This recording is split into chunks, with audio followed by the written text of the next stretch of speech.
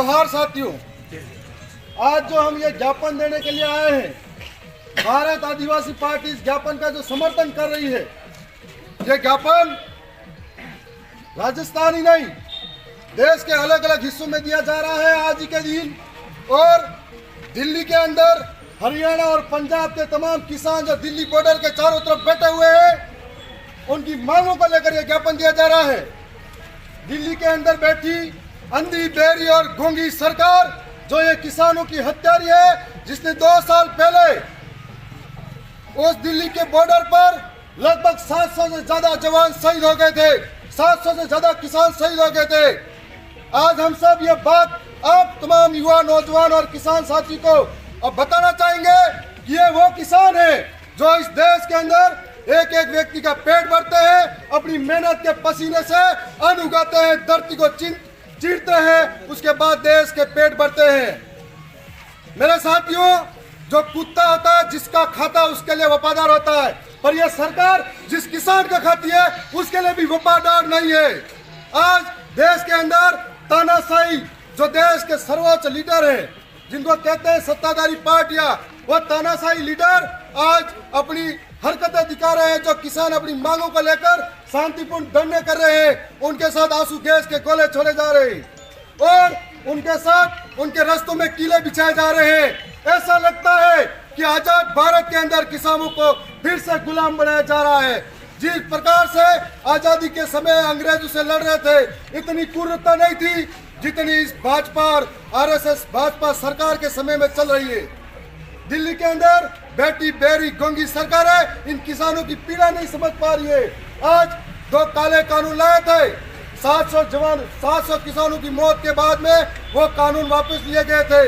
इस बार फिर से दिल्ली के अंदर उन दीवारों में कैद और वो सरकार पूंजीपतियों के इशारे पर काम करना चाह रही है और आज किसान लूटा जा रहा है, उनकी जमीनें लूटे जा रहे हैं, उनके अन्न का भाव सही मिल नहीं रहा है।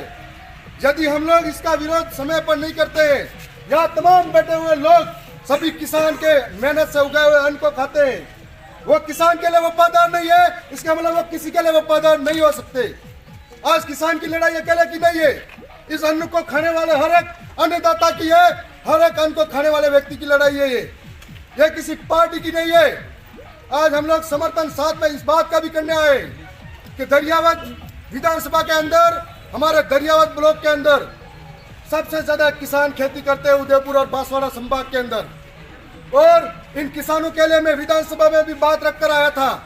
इस किसानों के लिए पिछले कई सालों से कृषि मंडी की घोषणा हुई है, लेकिन उस कृषि मंडी का आज तक संचालित नहीं हुई है। न इनको एमएसपी के भाव पर किसानों को आज तक मिल पाया है और आज हर चीज महंगी हो रही है, लेकिन किसान का और नौजवान का, किसान का जो मेहनत है उसको सही तरीके से दाम नहीं मिल रहे हैं।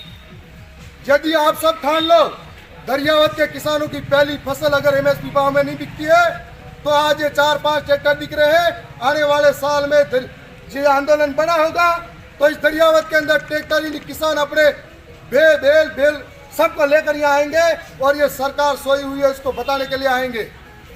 हम लोग हमारे सब्र का इम्तिहान ले रहे हैं।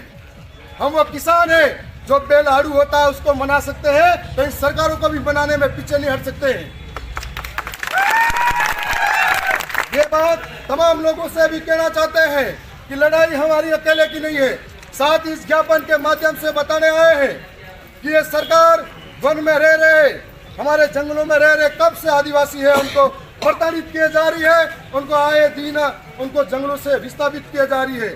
आज उन तमाम चीजों के लिए हम ज्ञापन देने आए हैं। आप सबके माध्यम से बता रहे हैं कि हम मेहनत करके अन्न उगा सकते हैं, तो सरकार को उनके अकल ठिकाने लाने के लिए भी पीछे मत हटना। आप सब कहना चाह रहे हैं दिल्ली के आज ये जो इतना बड़ा माहौल चल रहा है देश के अंदर, जो किसानों को खत्म करना चाह रही है सरकारें, नौजवानों का रोजगार छीनना चाह रही है सरकारें और हमारे सबके साथ में अधिकार छीनना चाह रही है। हर दिन हमारे कानून को भंग किया जाता है, उसके लिए कोई बोलता नहीं है। मीडिया के तमाम साथी यहाँ पर मौजूद है।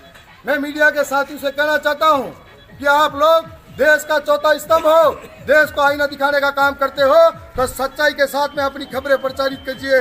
देश के अंदर पहले अखबार पहले छप कर बिकता था, अब ऐसा माहौल हो गया है बिक कर छपने लगा है। इसके लिए हम सबको एक साथ एकजुट होकर आवाज उठानी पड़ेगी। जब कोरोना का समय आया था तब देश के अंदर एक अकाल का जैसा माहौल हो गया था, लेकिन उस वक्त किसानों ने ही सहारा बने थे और किसानों के सहारे की वजह से सारे लोगों का अन्न से पेट भर पाया था। इसलिए आप सबका आह्वान करते हैं, आप सभी साथी को आह्वान करते हैं कि अपनी कमर कस लो।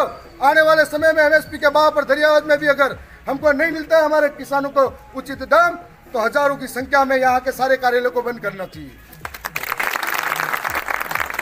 आप सभी तमाम साथी इस आंदोलन का हिस्सा रहे। देश के किसानों के सम्मान के लिए आप सब आए हो। आपके जमीर को मैं सलाम करता हूँ और आपके जमीर को मैं जोहार करता हूँ। मैं पुनः आप सबका धन्यवाद करता हूँ। साथ ही इस आंदोलन का बड़ा रूप देने के लिए हम सबको मिलकर तैयारी करनी होगी आगे। आप सबका पुनः धन्यवाद।